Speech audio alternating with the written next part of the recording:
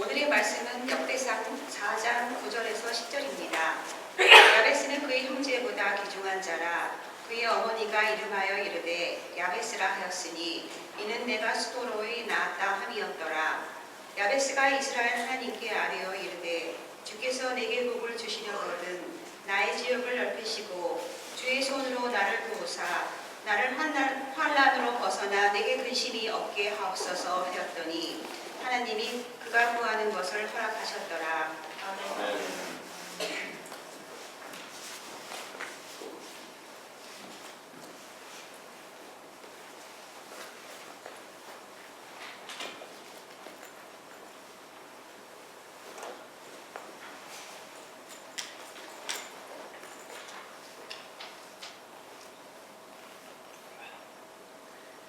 저희가 역대상 2장에서부터 보면 이스라엘 가문의 이야기가 등장을 합니다.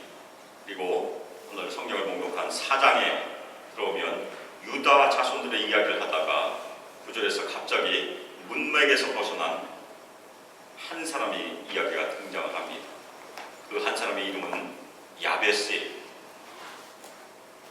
그는 형제들보다 귀중한 자라고 오늘 말씀은 증거하고 있습니다. 그리고 그 어머니가 그 아들의 이름을 야베스라고 했는데 그 이유는 산통 때문에, 어머니가 수고로 낳았기 때문에 그 이름을 지었다고 성경은 말하고 있습니다. 야베스라는 이름은 고통이라는 뜻의 히브리어 오세브에서 온 말입니다. 아주 소리가 비슷해요. 어머니는 산통이 심해서 난 아들의 이름을 그대로 고통이라고 부르진 않았고 히브리어의 자음의 순서를 뒤집었습니다. 그래서 야베스라고 이름을 지은 것으로 그렇게 이해할 수 있습니다. 창세기에서도 산통 끝에 출산을 했기 때문에 어머니가 슬픔이라는 이름을 주려 했지만 아버지가 이름을 바꾼 적이 있어요. 누구입니까? 야곱의 막내 아들 베냐민. 창세기 35장에 보면 야곱이 가장 사랑했던 아내 라헬이 막내 베냐민을 낳을 때 너무 산고가 심했어요. 난산을 하면서 죽어가고 있었습니다. 굉장히 슬픈 얘기예요. 그런데 18절에 보면 라헬이 죽어가면서 자신의 아들의 이름을 베노니라고 불렀어요. 나의 슬픔의 아들, 그렇게 불렀어요. 그렇지만 그 아버지 야곱은 이름을 바꾸었습니다. 베냐민, 오른손의 아들이라고 바꾸었어요. 야베스의 생애는 어떤 생애였었습니까? 고통 중에서 태어났어요. 그렇지만 하나님께서는 그 고통을 축복으로 바꾸신 인생이었어요. 딱 2절밖에 안 되지만 그 2절이 그것을 증거합니다. 풍랑이 지나가면 무엇이 옵니까? 고요함이 오게 돼 있습니다. 짙은 어둠이 지나가면 무엇이 옵니까? 아침 햇살, 화창한 햇빛이 오게 되었습니다. 마찬가지로 우리가 믿고 의지하는 하나님은 시편 30편 5절 말씀처럼 고통을 기쁨으로 바꾸시는 하나님이십니다. 그의 노용은 잠깐이요 그의 은총은 평생이로다. 저녁에는 울음이 깃들일지라도 아침에는 기쁨이 오리로다. 아멘. 야베스의 인생이 고통에서 축복으로 바뀌었다면 우리 인생은 어떻게 바뀌었겠습니까? 똑같지 않습니까? 그러니까 예수를 믿고 난 후에 고통이 당연히 기쁨이 되었고 축복이 된 인생이 된 것입니다. 아멘입니까? 우리가 예수를 믿었다는 것은 예수 안에서 이미 복을 누리고 있다는 것이에요. 기쁨을 이미 얻었어요. 쉼, 안식을 이미 얻었습니다. 그리고 평강도 이미 얻었어요. 우리가 바라보는 것은 무엇입니까? 안식과 평강이 완성되는 그날이 오기를 바라보고 이 땅을 사는 것이 우리 성도들의 삶입니다. 야베스는 다른 형제들보다 존귀하다고 성경은 말하고 있어요. 그런데 왜 존귀한지는 설명해 주고 있지 않습니다. 그런데 창세기 37장 3절에 보면 야곱이 다른 아들들보다 요셉을 더 더 사랑했다고 기록하고 있습니다. 그래서 아마도 야베스는 어머니가 수고로이 낳았기 때문에, 산고를 통해서 낳았기 때문에 다른 아들들보다 더 사랑했을 가능성이 있어요. 19세기 영국 침례교 찰스 스펄전 목사님이 이 야베스의 기도에 대해서 설교를 하셨습니다. 그 설교에 보면 찰스 스펄전 목사님은 이 존귀하다는 것을 영적으로 해석을 하고 있어요. 야베스가 다른 형제들보다 존귀한 이유는 오늘 말씀에 있다는 것입니다. 야베스는 기도의 사람이었다는 것이에요. 기도의 사람이었기 때문에 다른 형제들보다 존귀하다고 설명하고 있습니다. 야베스는 하나님께 경건으로 기도를 올려드렸던 기도의 사람이었습니다. 그래서 그는 존귀한 자로 성경에 기록됐다는 그런 설명입니다. 우리가 받을 수 있는 최고의 영예가 무엇입니까? 최고의 존귀함이 무엇입니까? 그것은 하나님께로부터 오는 것이, 예수님께서 우리를 뭐라고 부르시기를 원하십니까? 착하고 충성된 종아. 그것이 존귀함이라는 것입니다. 하나님께서 우리의 섬김을 인정하심으로 하나님께서 부어주신 은혜의 상급이 우리의 존귀라는 그런 말씀입니다. 우리는 어떤 사람으로 불리기를 원하십니까? 우리 다 이름이 있어요. 우리도 야베스처럼 경건과 헌신을 이 땅에서 드림으로 영적으로 존귀한 자로 부름받기를 주님의 이름으로 축원합니다. 야베스는 어떤 기도를 드렸습니까? 이 기도를 드린 분들이 꽤 있을 것이에요. 먼저 하나님께서 자신을 복 주시기를 기도했어요. 그냥 주신 것이 아니고 크게 주시기를. 히브리어 원문은 하나님께서 복을 복 주시기를 간구했다고 이렇게 기록하고 있습니다. 비슷한 말이 두 번 쓰였어요. 영어로 얘기하면 bless the blessing, 그렇게 번역할 수 있습니다. 비슷한 말을 반복하면 강조가 되는 것이 히브리의 후문입니다. 그래서 하나님께서 크게 복 주시기를 먼저 간구했어요.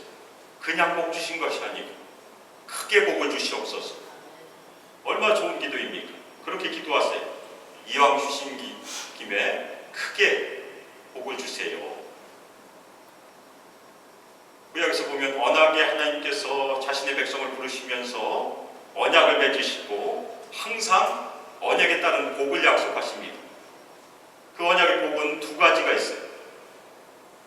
하나는 많은 자손들, 또 하나는 땅이에요.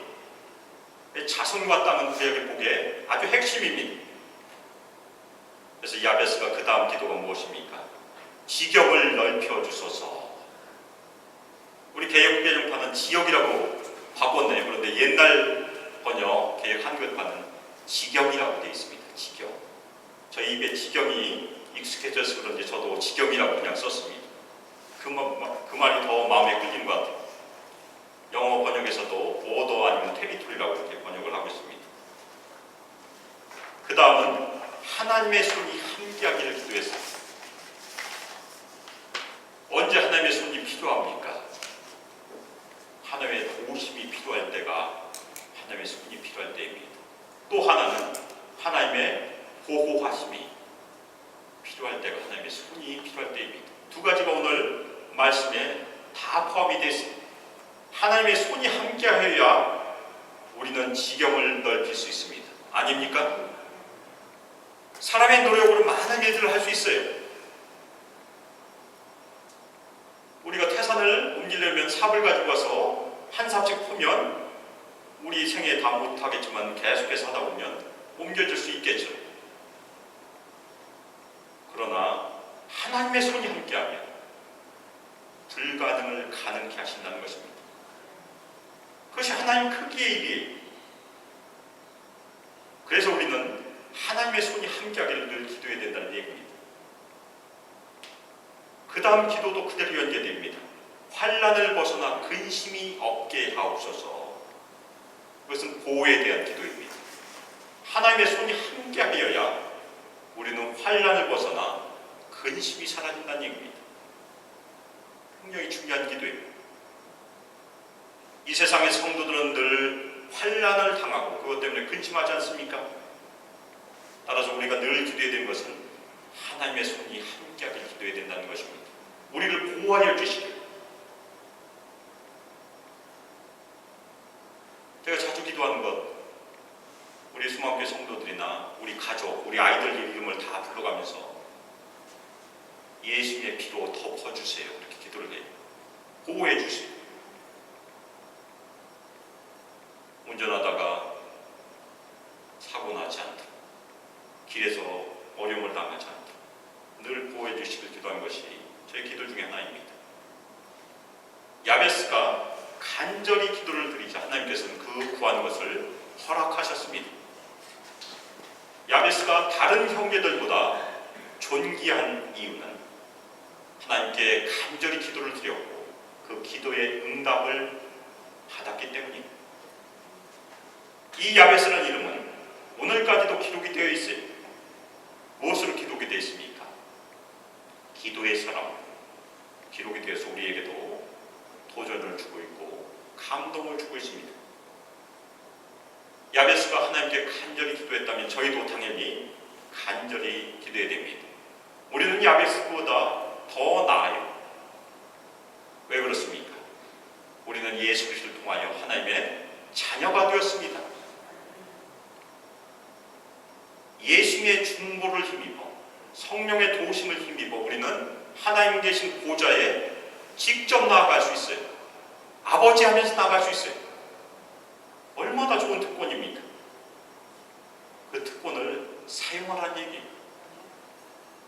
그럼 우리는 무엇을 구하여야 될까요? 야베스와 똑같이 우리도 복을 구하여야 됩니다. 그런데 예수님께서 우리에게 가르쳐 주신 본은 복을 구하되 이 지상의 복보다 먼저 천상의 복, 하늘에 속한 복을 먼저 구하라고 가르쳐 주셨습니다. 하늘에 속한 복이 무엇입니까? 먼저 하나님의 나라와 그분의 의를 구하라. 이것은 주기도문과 그대로 연결돼요. 주기도문 마태복음 6장 10절에 보면 나라가 임하시오며 뜻이 하늘에서 이루어진 것 같이 땅에서도 이루어지이다. 하늘에서는 이미 하나님의 뜻이 이루어졌어요. 하늘의 복이 이 땅에서 이루어지기를 기도하는 것이 저희가 먼저 추구해야 될 복입니다. 우리 새 언약의 성도들이 하늘의 복을 구할 때 하나님께서 이 지상에서 우리에게 필요한 것들을 더해 주신다고 예수님께서 친히 약속하셨어요. 우리가 그 복을 구할 때 하나님께서 우리에게도 많은 자손과 땅을 주십니다. 아멘입니까? 그런데 그 많은 자손, 첫 번째 많은 자손은 더 이상 혈연의 가족을 의미하지 않아요. 우리에게 약속하신 것은 새 이스라엘, 영적인 가족, 하나님의 가족, 교회를 약속하셨습니다. 성도들, 그것이 우리에게 약속하신 많은 자손이 마태복음 19장 29절에 보면 예수님을 위하여, 예수님의 이름을 위하여 자신을 희생하게 되면 우리에게 무엇을 약속하셨습니까? 하나님의 가족과 땅을 여러 배 받게 될 것이다. 마가복음은 평행구절에서 100배도 받을 것이라고 약속하셨습니다. 그리고 영생을 상속할 것이다. 그렇게 약속하셨어요. 자손은 우리 믿음의 형제 자매들을 의미합니다. 하나님의 가족인 교회를 의미합니다. 그러면 땅은 무엇을 의미할까요? 물론 우리에게도 땅이 필요하고 집이 필요합니다. 하지만 예수님께서 우리에게 약속하신 땅은 눈에 보이는 땅이 아닙니다. 영적인 지경을 의미합니다. 새 언약 백성들이 차지하는 땅, 지경을 의미합니다. 그래서 저희가 선교의 지경이라고 불러요. 이 땅에서 우리가 복을 구하되 하나님의 가족의 복, 선교의 지경, 전도의 지경을 구하라는 그런 예수님의 말씀입니다. 야베스가 지경을 넓혀달라고 열심히 기도했던 것처럼 우리도 우리의 선교의 지경, 전도의 지경을 넓혀주시길 간절히 기도하라는 그런 하나님의 말씀입니다. 우리가 영적인 지형을 넓혀주시길 간구하면 우리의 현재 삶은 어때야 됩니까? 우리가 기도하면 우리의 삶도 따라가야 된다는 얘기입니다. 기도만 하면 안 되는 것이고, 기도하고 감이 떨어지길 바라는 사람은 아무도 없어요. 기도하고 난 다음에 장대를 치든지 감나무로 올라가든지 해야 되죠. 감을 따야 되지 않겠습니까? 그래서 우리가 지경을 넓혀주시길 기도하면서 지경을 우리는 넘기를 애써야 된다는 얘기입니다. 사도행전은 지경을 넘은 사람들의 기록이에요. 지경을 넘어 사마리아와 이디오피아 내시에게 전도했던 사람은 누구입니까? 빌립 집사예요. 집사. 사도가 아니에요.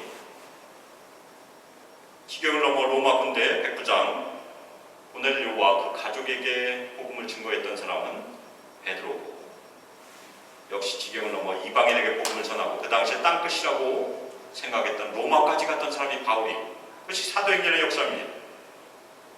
그런데 사도행전 11장에 보면 지경을 넘었던 이름이 기록되지 않는 몇 사람이 등장해요.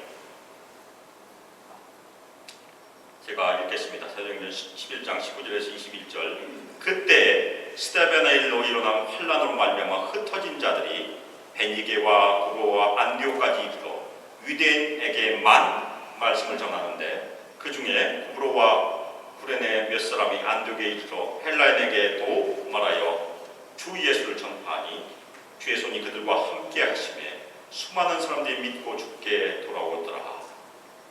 그것을 만부의 법칙이라고 보통 얘기합니다. 자신의 지경을 넘어서 헬라인에게도 주 예수를 전파했던 몇 사람의 수고에 하나님의 손이 함께 했던 것입니다.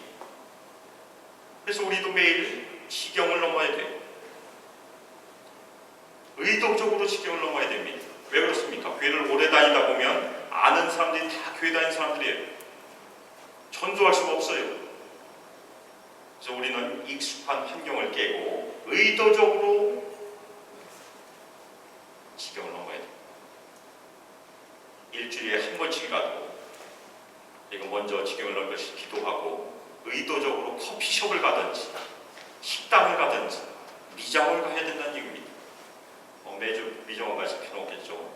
그것도 몇 주에 한 번씩은 다니시던 미정원 바꾸고 다른 데 가는 것이 더 좋을 수도 있어요. 저도 그렇게 합니다. 여기 오기 전에도 그랬고 지금도 그렇게 해요. 버나이트 매주 월요일 제가 가요. 거기서 그냥 성경책 열고 성경을 작은 소리로 읽습니다. 그러다 혹시 보기가 나쁠까? 제가 교회 개척 선교사 훈련 받을 때 배운 방법이 꼭 이렇게 해보세요. 혹시 누구라도 관심 있어서 물어보는 사람이 있을까? 그것이 우리가 해야 될 일입니다. 오늘은 지경을 넘어 다른 민족에게 복음을 전하였던 간증을 저희가 함께 듣게 될 것입니다. 그래서 우리 모두가 그 간증에 도전을 받아서 우리 매일의 삶 가운데 우리가 먼 곳까지 가면 얼마나 좋겠습니까? 가지 못하더라도 우리 매일의 삶에서 익숙한 환경을 넘어서 지경을 넘어 복음의 씨앗을 뿌리시길 주님의 이름으로 축원합니다. 우리의 수고를 통해서 우리가 기쁨으로 단을 거두어서 우리 수망교회가 하나님의 은혜 가운데 지속적으로 성장하길 예수 그리스도의 이름으로 축복하며 기도합니다. 이어서 우리 천종원 집사님 나오셔서 최근에 다녀오셨던 그 선교 간증을 저에게 해주시겠습니다. 그리고 박수로 환영하겠습니다. 교회 현장에서 주님의 놀라우신 은총으로 늘 함께 해주시길 이렇게 돌려드립니다. 아버지.